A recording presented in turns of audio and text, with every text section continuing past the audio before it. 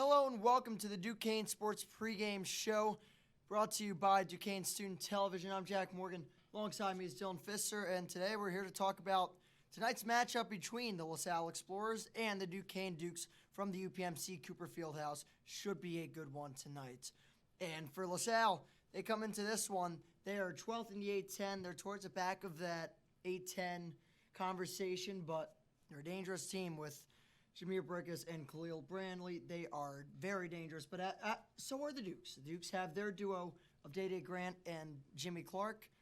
And for Duquesne, where do they need to start to win this game tonight? Well, I think defensively they need a big effort from their squad because we look at that past game against Fordham, those offensive struggles were rough, and the defense didn't really combat that and show up the way that they needed to. They're going to need that today because LaSalle's good on offense. And now you mentioned how they're a little low in that A10 ranking, and you look at some of these offensive stats for them, and you wonder how overall they're fifth in scoring in the A10. They're 13th in team field goal percentage, and they're 11th in team three-point percentage. However, that being said, they're fourth in team three-pointers made, which means they get a lot of shots up. That's going to be a heavy task for the Duquesne defenders to handle today, but I think they can do it. The Dukes are fourth in blocked shots, third in steals, eighth ranked overall scoring defense. So that's going to be big for the Dukes, and I think that a good defensive showing will help them get this win.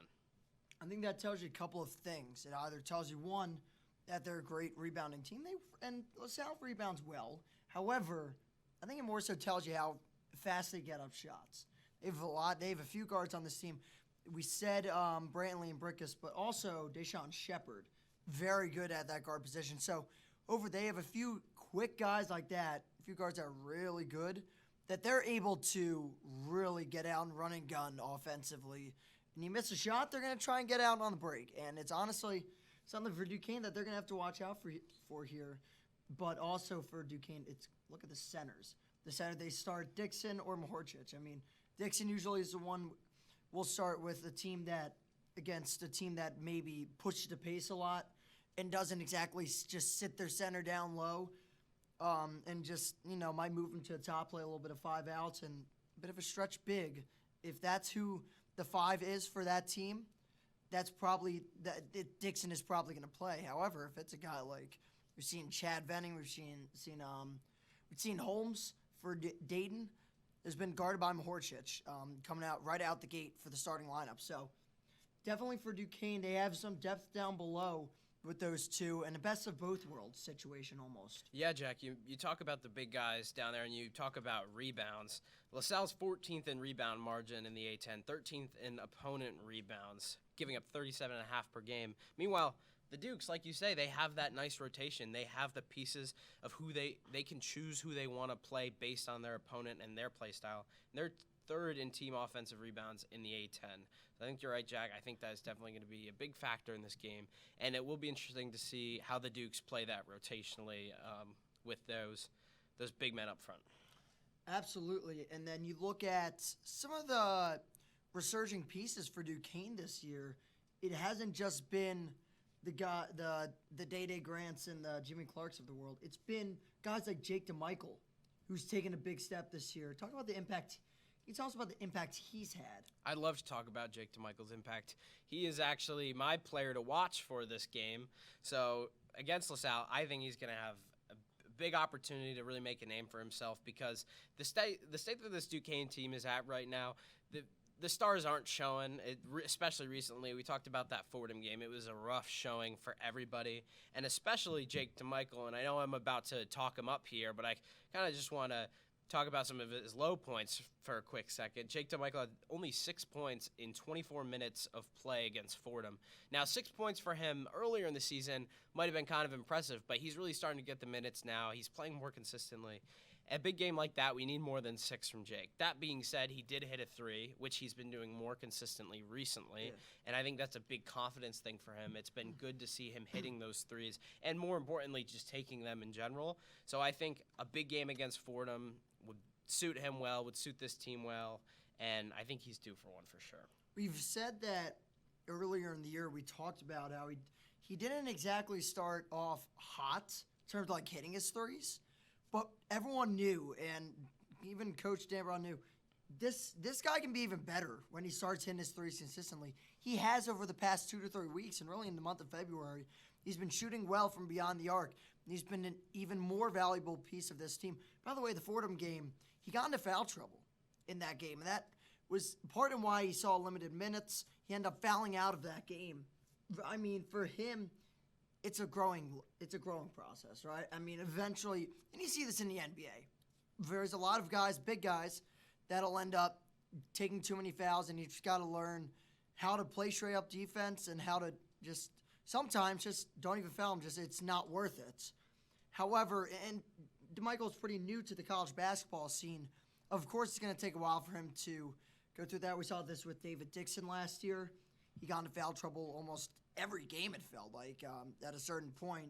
But this year, Duquesne not as crazy with the fouls, and he's gotten better. And I think Dambrot will continue to help DeMichael through that process. So I think DeMichael, as you go forward here, not just now in the NCAA, or not the NCAA tournament, rather the A-10 tournament, NCAA tournament. We'll see about that one.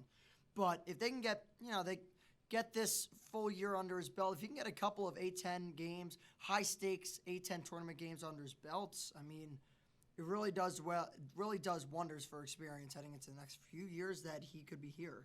So DeMichael, huge part of this team. So as for LaSalle, by the way, and I just want to throw a few things at you. LaSalle, they're 5-10 in the conference, which 5-10 is kind of deceiving. I do think they've been in some games, and they are still a really good team. However, on the road, they're not great. 3-8 on the road.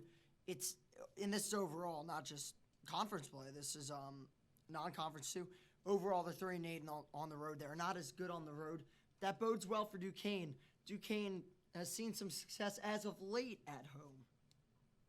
Yeah, they definitely haven't. That's kind of been the Duke's whole thing. It's a good atmosphere playing at the field house, and I think we're definitely going to see that tonight with LaSalle. And you mentioned, Jack, 5-10. It's definitely deceiving for them. They have had some good games. They've put on some big performances this year, and I think there's a lot of good to come from that. A little bit of a deceiving A-10 conference record for them. Absolutely, and for the A-10, for overall, not just A-10 record at home, they are 11-4. They are not bad at all. They're quite good at home. And they had a couple of games. They had that game against Dayton that they only lost by 10. If they shot a little bit better, I think they win that game. And then they had the Richmond game. And the Richmond game, some will blame the refs, but some will also blame the inconsistency late. And the Duquesne Dukes have had trouble with that, closing out games. They've had they had the game on the road against Dayton where they got blown out the water in the last 7 minutes. I think they only had 1 point overall in that final 7 minutes of play. They just got blasted offensively and defensively on the court. I mean, it was not good. They had that Richmond game. They almost blew the first game against Fordham. And then the second half of the Fordham game on the road was not great. Dylan, it's not a good trend. Yeah, it's definitely something we've seen a lot from this Duquesne team so far this year is these little runs that they go on in the middle of these games, sometimes even to start the game. We usually finish pretty strong, but like you said, against Fordham, I mean, there were a couple. We went into halftime with the lead. I believe it was 26-32, and then Fordham would just go on these 3-bucket, 10-point runs where Duquesne just couldn't do anything, and you'd see guys sub in and out, and then we'd kind of get a rhythm back. But we definitely have seen that a lot from them this year. I think that's a big struggle that we didn't see as much last year, and I don't think people were really expecting to see that from them. And now, is that due to, is it the type of practice, the type of cardio? Is it that? Is it just the momentum swinging and not being able to have somebody on the court who's going to pull everybody back together? I really don't know what it is because there are so many leaders on this team. So to go on these stints that the Dukes go on where they put themselves in a bad position, it's definitely killed a few of crucial games for them this season. Duquesne needs to win 3 of their last 4 to clinch a 500 record in the A-10 overall. They're 6-8 right now. Their final 4 games, they come against LaSalle tonight, George Mason and VCU on the road next week, and they come back home on March 9th, a Saturday, for their senior day and final game of the season against George Washington. So for them, the final 4 games are pretty important heading into that A-10 tournament. We're going to switch over to the players to watch, And you already said Jake DeMichael was your player to watch for this one. And I'm going to go and give you my player to watch, and that's Jimmy Clark. I think Jimmy Clark has had some big performances this year, and when he gets into a rhythm offensively, this Duke's team is really good. Day Grant, he takes a lot of shots, and sometimes when they don't fall, you're looking to another guy to kind of get the offense going.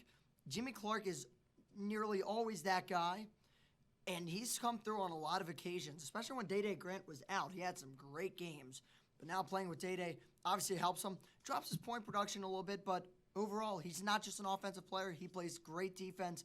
He gets steals. He just needs to stay engaged for the whole game on defense. He does go for some steals and gets some silly fouls, or cheats and tries to get a steal, ends up getting blown by. If you can play solid defense and bring it on offense, I think Jimmy Clark really will be a reason why Duquesne wins this game. But now let's shift our focus over to LaSalle and our players to watch there. Yeah, Jack, so we talked about rebounds, how this is going to be a big factor in the game, how the big men are going to be a big factor. So that's why I'm talking about Rokas Josias for the LaSalle Explorers, a 6'10 sophomore forward, leads the team in rebounds offensively, third on the team in defensive rebounds, and he had 11 rebounds last week against URI. I think he's going to have a big one, and it's going to be a critical part of LaSalle's game tonight, is to win that rebound matchup and control the board, get shots up outside, and get a win. I think Rokas Josias is going to be a big part in that. I think he'll definitely play a big role. As for me, who I'm going to go with is actually Deshaun Shepard. And now Deshaun Shepard is in the starting lineup. However, he gets not as many shots sometimes. But when he does get the amount of shots, like 10 shots a game, like he did against Rhode Island in that win, he ended up shooting 6 of 10. He came around and got 8 rebounds too, with 2 assists and 2 blocks and 2 steals. This guy does it all. And when guys like Khalil Brantley or Jameer Brickus, those two, aren't really getting it going on offense, like Brickus shot 4 of 11, only ended with 11 points, Deshaun Shepard can pick up the slack. And when maybe those two guys go off to the bench to take a breather, you got that 3 of Brantley, Brickus, and Shepard. They're going to be able to keep the offense rolling. It's really good. You can never have too much offense. And that's the case here. Deshaun Shepard is going to have a big game tonight for the LaSalle Explorers to come out on top. Now, by the way, so we'll get to our game picks. Duquesne against Philly. There are 2 Philly teams in the A-10. Duquesne, they're 1-1. They had the 2 games against St. Joseph's. They're 1-1. The second of my home city teams in LaSalle, Duquesne plays them. They're going to look to take the season series in terms of playing Philadelphia teams. Will they be able to do it today at the Coop? Really the last game for students, because most of them will be on break when they come back home for GW. I think it's going to be a raucous crowd. Do you think it's enough to get it done? I think it will be. I think the Coop is going to be loud, and it's going to be impactful for this game. I'm taking the Duke 68-64 in a close one. I think it's going to come down to the wire, too. I don't think either team is going to run away with it until about, and I don't think they won't run away with it 2-minute mark. It'll look like it was more of a comfortable win due to free throws at the end, but I think Duquesne wins it. I think they win it by 6. I think they win it 72-66. I think that Jimmy Clark puts up 16 in the win, but I think Day will also do what he needs to do. I think it's going to be. I think Dave Dixon will continue his success, and he needs to. He needs to. It's going to be a fun one tonight from the Coop. We hope you enjoy the action. Thank you so much for watching the Duquesne Sports Pregame Show on Duquesne Student Television. I'm Jack Morgan. Dylan Fisher, we're saying so long, everyone.